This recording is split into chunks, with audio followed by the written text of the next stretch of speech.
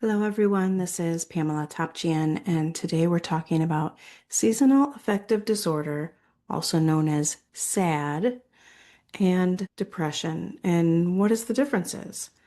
So many of us are really self-aware, and we notice that every winter we seem to be more down or just under the weather, or we just feel unmotivated. And we notice this and we say, oh, every winter this happens.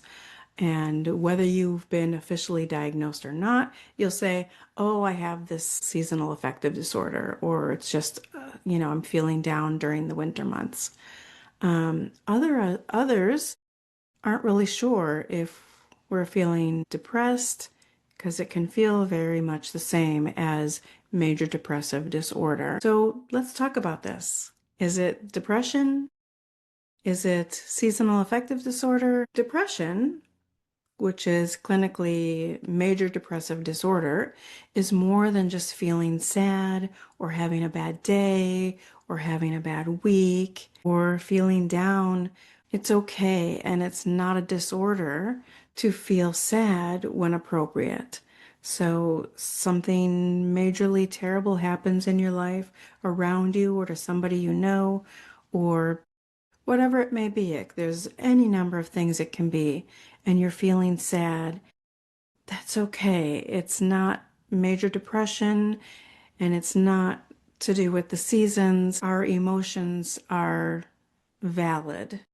All of our emotions are valid, but you don't need to think that you have major depressive or disorder or seasonal affective disorder when something terrible happens and you're feeling down for a while. You need to process through those emotions and through whatever had happened. And you may need to seek support for that, but it's probably not the same thing. However, major depressive disorder can be a low mood or feeling of being numb, just existing, losing interest in things that you enjoy, changes in sleep or even appetite, having no motivation, feeling always tired, overwhelmed, and even feeling hopeless or helpless. And most importantly, with major depressive disorder, it doesn't matter what season it is or what time of year it is or if the sun is out, and can last for many weeks, months, or even years.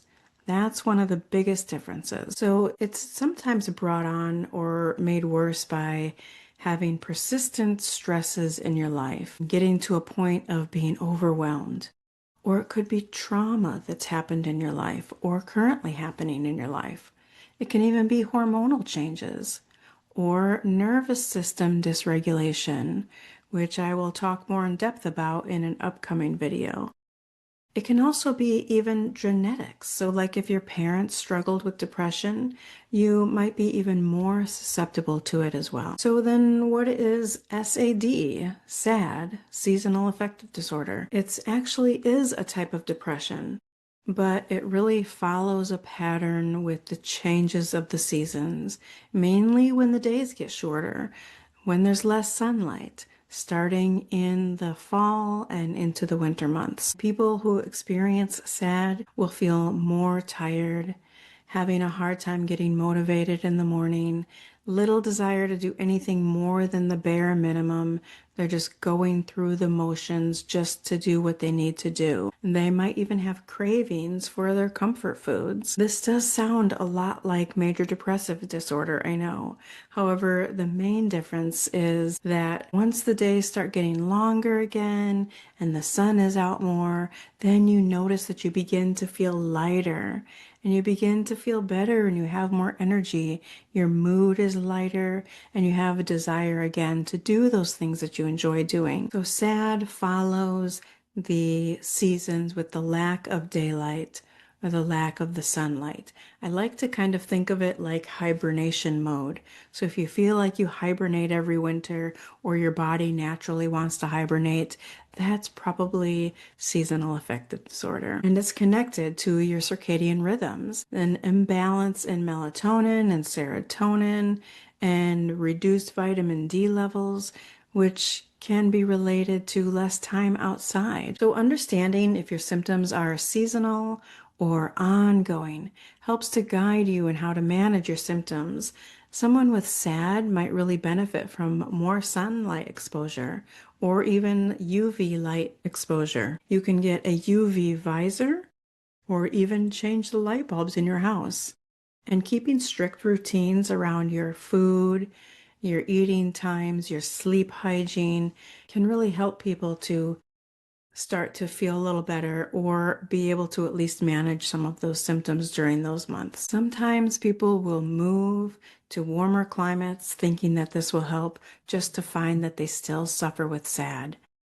And this is because it's not really due to the temperature, but the amount of sunlight. So if you go to a warmer climate, the days are still shorter, even though it's warmer. But for those who are active and get outside a lot, the move might help. But it's better to make some adjustments before you take those drastic measures, which may or may not even help. Someone with major depressive disorder may need therapy or counseling or even deeper nervous system support. Some may need medication, and some may need a combination of things, or lifestyle changes can help too. So if you notice that your symptoms are lasting longer than just the fall or the winter months, or you realize I've been feeling this way for years, please seek out professional help.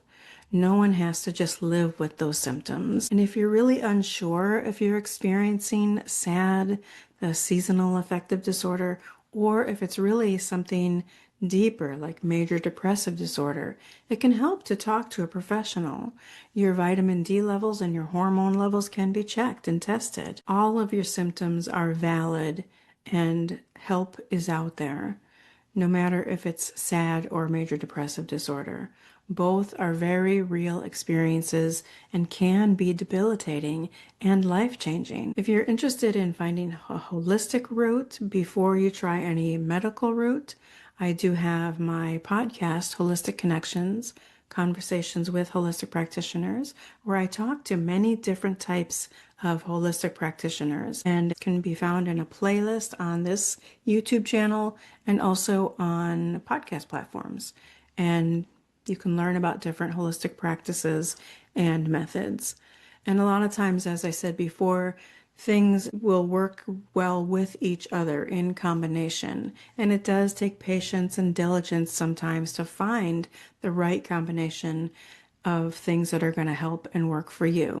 There's not one thing that works for everybody, unfortunately. But from a holistic perspective, as mentioned, take a good look at your sleeping patterns and reflect on any potential emotional trauma that hasn't yet been processed, or other types of trauma from your past maybe that you've been holding on to, maybe even subconsciously. A lot of times we hold on to things way from the past that we don't even really feel like are out front at surface level, and we're not aware that they're affecting us. So reflect on some of that, or again, talk to a professional. You might want to also think about how your relationships are.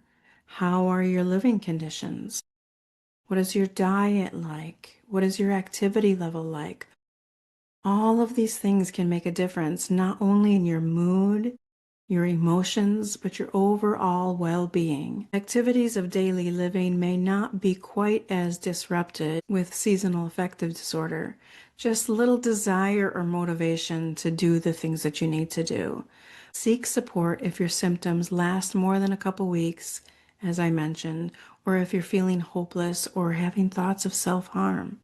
If you're really disrupting your daily activities and feeling unable to do even the bare minimum, please reach out for help. And don't be ashamed of any of these feelings.